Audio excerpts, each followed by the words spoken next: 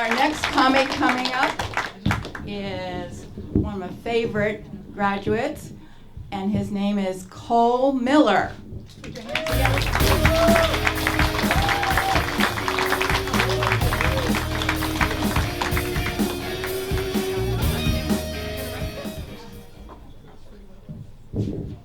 All right, good evening. I'm here. Exciting. Give it up for all these comics you're going to see tonight. Absolutely amazing. There'll be 7 other wonderful comics after me, but for right now, you're stuck with me. As Marianne said, my name is Cole. Been afflicted with it all my life. It's congenital. But it's gaining a little bit more recognition these days. Right? Cole's becoming like these unruly airline passengers, just increasingly common and likely drunk. But people they have a hard time with my name if they hear it for the first time. If I'm telling them, a lot of times it's Paul or Carl. But my favorite of all time is I was playing golf with this guy, and I got paired up with him. He says, "Hi, my name's Lloyd." I said, "Hi, Lloyd, my name's Cole." This is what he says. "Pole?" Seriously. Right? Pole. Right? I know my name has been mangled more times than Princess Di's Mercedes. But, oh what, 25 years is too soon? I was talking about her car, not her. So, it's just lazy, Lloyd. Pole. Here this guy's thinking that my mom is a firefighter and my dad's a stripper, and it's affinity for poles. You're wrong, Lloyd. Okay, my parents were hardworking coal miners, so knock it off. But admittedly, my name can be tough. Can be a challenge. Not a challenge like today's Wordle, right? Which was whore, by the way. Got it in 3. It's more like trying to figure out if your friend is saying, play it by ear or play it by year. You know, just those slight differences. So what I do, I'm a bit nefarious.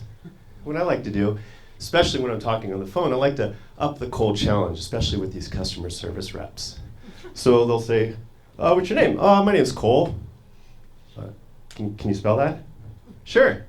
C is in Nigerian, O is in Enophobia, L is in Larry, and E as in I."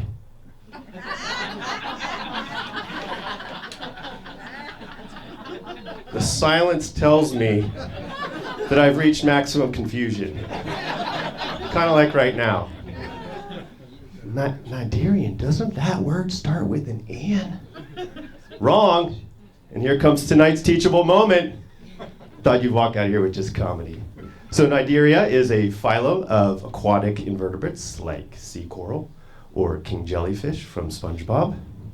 And it has a silent C, like Enophobia has a silent O. Does anyone know what Enophobia is?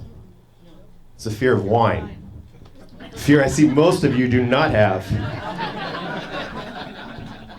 But invariably, at the end of the call, clear up any confusion. I'll say, "Oh, my name's like Pole with a C instead of a P."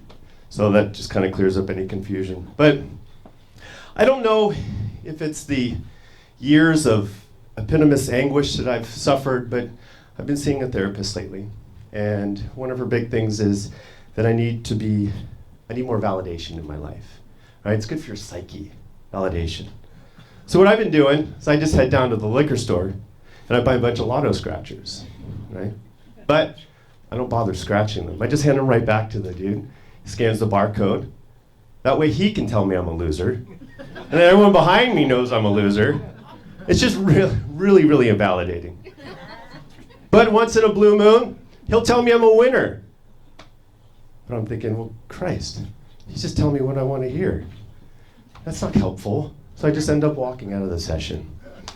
So, anyway, therapy, it's great. Validation, my therapist says I need to be more vulnerable, right? Strengthens our relationships, gives us confidence. But have you ever considered how vulnerable you are standing in the middle of a cafeteria holding a tray of food and drink? Okay, hear me out. So, let's say you're skiing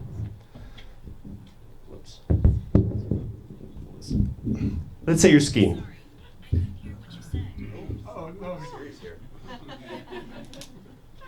Do you want me to speak up? Anyway, so you're skiing. You've had a capital day on the slopes, right? And everyone decides, oh, let's go get some food in the cafeteria. So the whole family goes in the cafeteria, tries to find a table, and you martyr, well, I'll just go get the food for everybody. So you walk on into the corral of the cafeteria, and you grab a tray, and you put it down on the tray path, and you slide it along. You pick up your French fries, and you pick up your burgers, maybe pick up a minor burn from the scalding hot chili. But nonetheless, you're sliding along. And you have one more little stop, get some drinks, slide it on over to the cashier, and you pay. Luckily, you have both credit cards, because that stuff is not cheap. So, you pay. Now, let me back up. You remember when we were little, preschool, that musical, and you're kicking and screaming that you don't want to go on, and the music teacher just shoves you out there, right? And you're in the bright lights, the music. That's the feeling of standing there, just holding this tray of food and drink. What do I do? Well, so you're standing there, right? Wishing you were back in the comforts of the tray path. Things were so much simpler back then, right? Now you're standing there, gripped, holding this tray like you're playing Edward 40 hands, right? You are absolutely committed to this endeavor. Did I mention you're wearing ski boots, right? It's like you've got 2 L bricks from Tetris attached to your feet, just clip-clopping along like a Frankenstein horse.